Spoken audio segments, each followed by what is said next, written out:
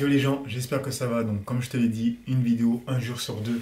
Donc aujourd'hui je vais te parler d'un colis que j'ai reçu. À la base, je voulais faire un unboxing, mais je l'ai ouvert avant parce que j'avais déjà envie de commencer à utiliser tout simplement les produits qui sont à l'intérieur.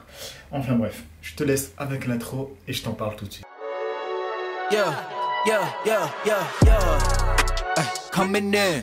Alors comme je te disais, j'ai reçu un colis, je ne peux pas faire d'unboxing vu que je l'ai déjà ouvert. Alors à l'intérieur il y a deux produits, mais je vais te parler seulement d'un produit. Pourquoi? Pour pas que la vidéo dure trop longtemps et aussi pour me laisser de la marge pour avoir plus de contenu plus rapidement à faire, tu vois. Du coup c'est plus simple pour moi de faire aujourd'hui un premier produit. Après-demain je vous fais le deuxième produit, voilà. Parce qu'une vidéo un jour sur deux, tu peux comprendre que ça devient compliqué à apporter plein de contenus différents. Je vais te montrer tout de suite le produit qu'il y a. Alors c'est ça. Ça c'est quoi? C'est 1 litre d'huile de ricin. Du coup moi et ma copine on est tranquille toute notre vie avec l'huile de ricin. Comme je t'avais dit à la base, c'était les filles qui l'utilisaient pour leurs cheveux, pour leurs ongles et les cils, pour sa pousse mou. Comment choisir ton huile de ricin? Qu'elle soit 100% bio, 100% pure et pressée à froid. Voilà les trois bases qu'il faut que tu aies. Alors ensuite, pourquoi je vais mettre de l'huile de ricin? Je t'avais déjà expliqué dans une autre vidéo que à l'époque où je voulais faire pousser ma barbe, ben en fait j'avais utilisé l'huile de ricin.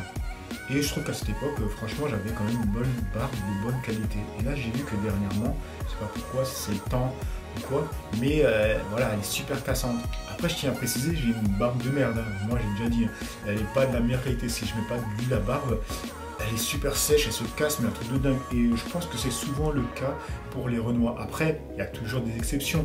Les Renois, ils ont des barbes de bâtards, tu vois. Genre des barbes de couture, tu vois. Parce que pour moi, les gars qui ont vraiment des belles barbes, des beaux poils, c'est souvent les Turcs, les Iraniens, tu vois. Si vous connaissez Essam, vous avez la barbe qu'il a, on voit tous qu'elle est de qualité, tu vois. Ou sinon, les Maghrébins aussi, ils ont souvent des bonnes barbes, des bons poils.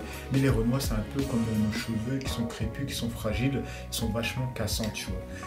Du coup, je pense qu'il faut quand même vachement les hydrater. Mais mis à part ça, voilà, c'est pas le meilleur truc. Je sens que ma barbe, voilà, elle est quand même cassante. Du coup, je vais essayer de la rendre plus forte.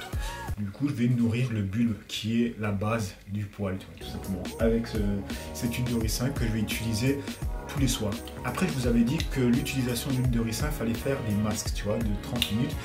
Pourquoi je vous ai dit ça? Parce qu'on m'a demandé en commentaire, ce qui est bien, pourquoi 30 minutes et pas le laisser toute la nuit? Il y a deux raisons à ça. La première raison, c'est pour pas flinguer ton coussin, parce que c'est une huile super grasse, d'ailleurs, je vais te montrer ça. Et ensuite, c'est parce que j'avais lu il y a super longtemps, mais après, j'ai pas retrouvé le truc, que c'était pas bon de laisser trop longtemps l'huile de ricin. Après, je sais pas si c'est vrai, moi je sais qu'à l'époque, franchement, je l'utilisais comme huile à barbe, tu vois. Et mine de rien, c'est vrai que quand tu la mets, comme elle est plus visqueuse, ben, elle structure plus ta barbe. Après, tu as une barbe grasse, tu vois. Toi, au toucher, tu vois, c'est vachement gras. Donc, c'est pas le meilleur truc. Alors qu'une huile à barbe, quand tu la mets, elle va hydrater, mais au toucher, ça va être, voilà, clean. Donc voilà, déjà, je vais te montrer la texture de l'huile de ricin. Tu vois, c'est vachement visqueux, tu vois. Cool. Et ce que tu vas faire, si tu fais aussi une petite période avec l'huile de ricin pour améliorer ta barbe, bah, tu mets sur les bouts des doigts. Et ensuite,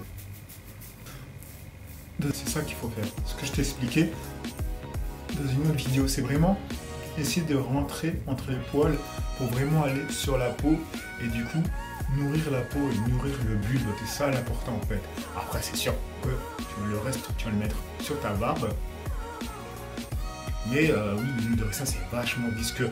Après, en termes d'odeur, c'est pas génial. Je pense que voilà, il n'y a pas d'autres produits pour avoir une belle odeur. Du coup, tu as l'odeur pure de l'huile de ricin. Vous allez me dire si je me trompe, mais c'est pas une odeur géniale. Du coup, voilà les amis, mon petit plan, l'huile de ricin qui va durer toute ta vie. Donc on dit merci à Pagès le bon plan. Même pas 15 €, ou peut-être 15-16 €. Donc là, tu ne peux pas mieux rentabiliser que ça. De toute façon, ce mot, tu l'entends souvent dans mes vidéos. Rentabiliser, rentabiliser, ça rentabilise parce que tu peux l'utiliser plein de fois, tu peux l'utiliser avec plein de choses. Voilà, moi je suis comme ça, je suis un vieux de la vieille. Bref, donc j'espère que cette vidéo t'aura plu. T'aura donné envie d'utiliser l'huile de ricin pour avoir une meilleure barbe et du coup je vous ferai un retour parce que je pense que dans 3 semaines j'aurai déjà des bons petits ressentis. Je vous laisse là, n'oubliez pas de liker, de commenter, de partager. Allez, peace.